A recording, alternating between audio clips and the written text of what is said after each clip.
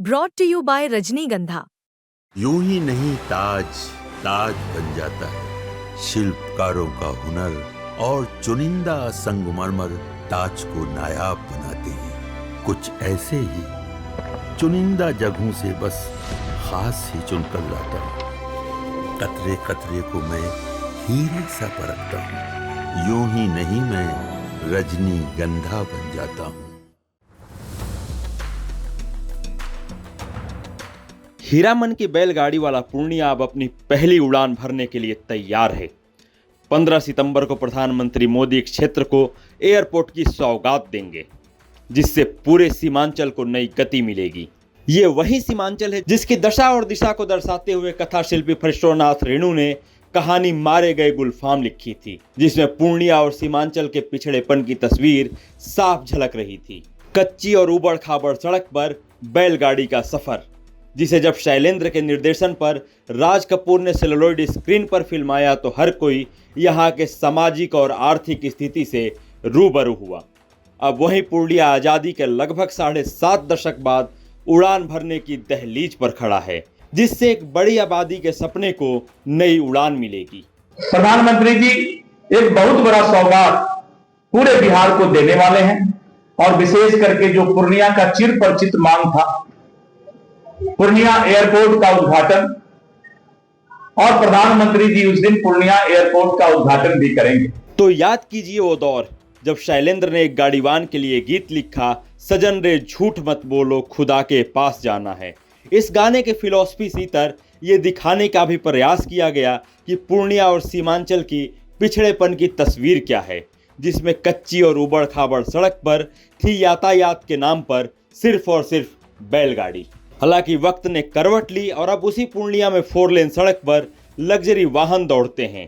पूरा का पूरा क्षेत्र अब एयरपोर्ट से उड़ान भरने के लिए तैयार है। पूर्णिया में हवाई सेवा बहाल करेंगे, उद्घाटन करेंगे, और फिर वंदे भारत एक्सप्रेस का भी शुरुआत करेंगे। कई सौगात माननीय प्रधानमंत्री जी देंगे, कई हज़ार करोड़ का यहाँ से सौगात देंगे, उद्घाटन करेंगे। तो उन माननीय प्रधानमंत्री जी का आने मात्र से ही यहाँ की विकास की और गति बढ़ेगी। डबल इंजन की सरकार की ये झलक है। जब यहाँ से हवाई सेवा शुरू होगा तो ये इलाका चाहे औद्योगिक क्षेत्र हो, स्वास्थ्य हो, शिक्षा हो, पर्यटक के दृष्टिकोण से काफ़ी ये इलाका डेवलप करेगा।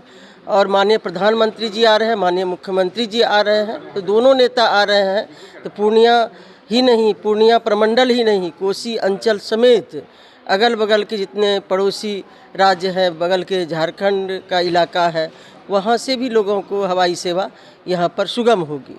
तो हम लोग बेसब्री से इंतजार कर रहे हैं, पूरी तैयारी में है कि माननीय प्रधानमंत्री जी का, माननीय मुख्यमंत्री जी का इतनी बड़ी सौगात दे रहे हैं, तो उनके स्वागत के लिए हम सभी लोग तैयार हैं और लगे हुए हैं। पूर्णिया एयरपोर्ट शुरू हो जाने से पूर्णिया का ही नहीं बल्कि जो अगल बगल के जिले हैं उनका भी विकास होगा और इस क्षेत्र को एक नई रौनक मिलेगी। स्थानीय समाज सेवी भी मानते हैं कि पूर्णिया विकास के पथ पर दिन प्रतिदिन अग्रसर हो रहा है। ये तो हम लोगों के लिए बहुत ही फख्र की बात है कि कभी इसी जगह पर, इसी पूर्णिया पे एक फिल्म बनी थी राज कपूर की, तीसरी कसम। उस तीसरी कसम में वो बैलगाड़ी का सफ़र था और राज कपूर ने बहुत अच्छे ढंग से उसको दर्शाया था, उस फिल्म को। जब मैं उस फिल्म को देखा और जब देखता हूँ तो मुझे आज अत्यंत प्रसन्नता हो रही है अपने यशस्वी प्रधानमंत्री के इस कदम पे कि उन्होंने जो अपना वादा किया था कि हवाई चप्पल पहनने वाला भी व्यक्ति हवाई जहाज़ पर सफ़र करेगा, आज वो पूरा होता दिख रहा है। विकास नजर आ रहा है। विकास तो एक ऐसा पंछी अब ये हो गया कि जिस जगह से हम लोग चल कर के उस बैलगाड़ी के सफ़र से आज हवाई जहाज़ का जो यहाँ तक का सफ़र हुआ है, इसमें अनेकों चीज़ों को हम लोगों ने देखा है। और ये हम लोगों के लिए अति प्रसन्नता का विषय है कि आज वंदे भारत जैसी ट्रेन भी ये पूर्णिया के लिए एक सौगात है और यहाँ की जनता को वो समर्पित होने जा रहा है। इतिहास के पन्नों पर पूर्णिया काला पानी की सजा के लिए भी जाना जाता था। समय बदला, सरकार बदली और पूर्णिया की सूरत भी बदल गई। कहीं ना कहीं पूर्णिया आज विकास के पथ पर अपना परचम लहरा रहा है। यह सब संभव हो पाया है सरकार के विकास करने की इच्छा शक्ति के कारण, जो पूर्णिया बैलगाड़ी से निकलकर हवाई जहाज पर पहुंच गया।